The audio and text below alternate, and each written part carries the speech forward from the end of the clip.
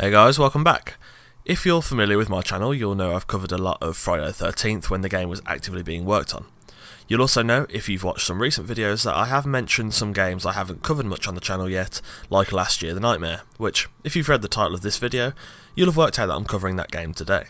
So, Last Year the Nightmare has been out for a little while now as a Discord exclusive, and I wanted to talk a bit about the game and how I feel it compares to the other offerings in the genre, namely compared to Friday the 13th and Dead by Daylight, though of course I do have vastly more experience with the former.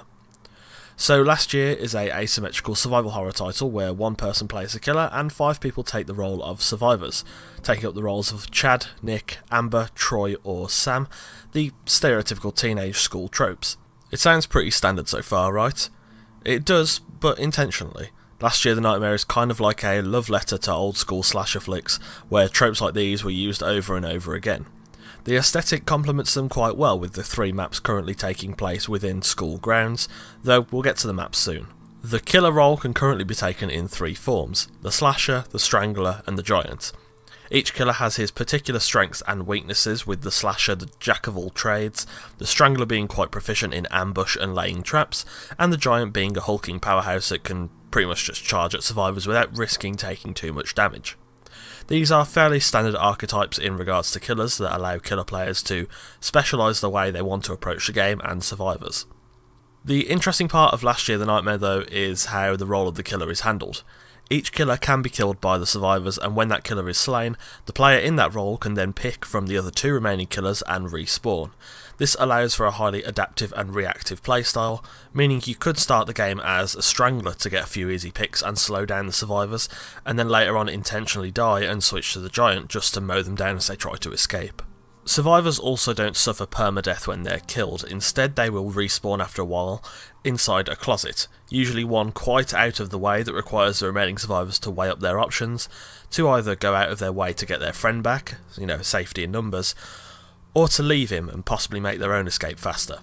It's an interesting gameplay dichotomy between survivor and killer, and it avoids some of the tedious downtime seen in titles like Friday the 13th, where if you're playing with friends and you die early, you often have to sit there and wait for the game to finish. The survivors each take specific roles, with a maximum of 2 of the same role being allowed. These roles comprise of Assault, Scout, Medic and Technician, each of them being not essential to victory, though each has distinct perks that can make survival and escape much easier through their base abilities and their upgrade trees. Having 5 players but 4 roles meaning someone must double up, which makes planning forward quite interesting. Having 2 assaults mean it can be very hard for some killers like the Strangler to mount an offensive attack, though having 2 medics can vastly improve the survivability of your entire group if you can support them with healing during and after encounters with the killer. There are a lot of other mechanics in the game that help to make this experience deeper and more involved in terms of killer tracking, ambush mechanics, specialisations within roles and the predator mode, a way for killers to stalk their prey without risk and plan ahead for future encounters.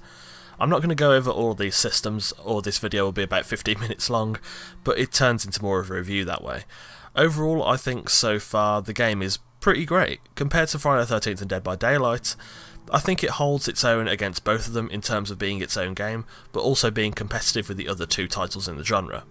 With the base systems in the game, I think there is a lot of fun to be had in terms of just jumping in and playing, and there is a lot of strategic depth for players who wish to optimise their approach and play more seriously.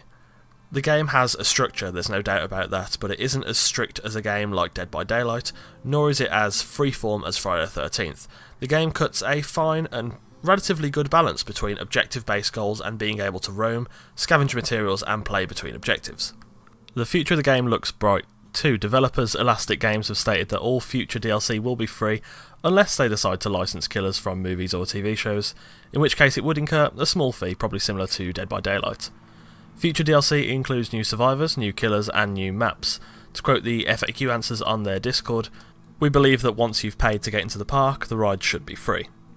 Throughout 2019, players that bought in early on Discord will get platform-exclusive free skins, and all players, regardless of where you bought the game, will start to see a new stream of content, including a deep progression system to earn and unlock perks and abilities for each class, new weapons and items for each class, new executions and ambush spots for the killers, and a new dynamic game mode. They also promised dedicated servers in 2019 so that regardless of which PC store you bought the game on, you can all play together on a stable server, though crossplay will be available after the 90-day Discord exclusivity period for Steam and presumably any other future vendors. The game is intended to be released for consoles in 2019, with the PS4, Xbox and Nintendo Switch slated as the platforms for its release. There is no solid date for when they will come out on consoles, but they are promised for this year. Overall, having played Last Year the Nightmare for a little while now and having been in the Discord community since before release, I think the game currently holds a great position in the genre in terms of being unique, whilst also being a competitor to the existing major titles within said genre. The game currently, whilst experiencing a small amount of bugs and technical issues, feels pretty good gameplay wise even with the small amount of content currently in the game. It currently feels like a fresh experience to play, though it does feel like one of those games you could quite easily burn out on in a short amount of time if you're not absolutely in love with the current state of the game. When the DLC starts to drop and the developers begin to add more content and improve mechanics within the game this year, I think it could quite easily draw players from Friday the 13th and Dead by Daylight. I think Last Year could have some tough competition in the future from Hide or Die, which promises a more hardcore horror experience where Last Year kind of mixes horror with some classic slasher and 80s nostalgic elements. The game is great fun currently and promises to only grow and get better with time, so if you haven't tried it out yet, I encourage you to do so. Thanks for watching. I've been wanting to cover this game for a while now after waiting months and months for its release, and I'm happy to say that it seems like a great game so far. Don't forget to leave a like if you enjoyed, let me know what you think of the game, or if you're looking to purchase it in the comments below. Don't forget to join our Discord through the link in the description and check out the channel whilst you're there. There is plenty more content coming for Last Year the Nightmare, along with future content for Ark Survival Evolved, Red Dead, Call of Duty Zombies, and I'm thinking of making some future content for Conan Exiles, though I'm not 100% on that yet. So, if you like the sound of that and the content already on the channel, subscribe and hit the notification bell to be the first to see the next video, and join us on the road to 10,000 subscribers. Again, thanks for watching, and I'll see you soon.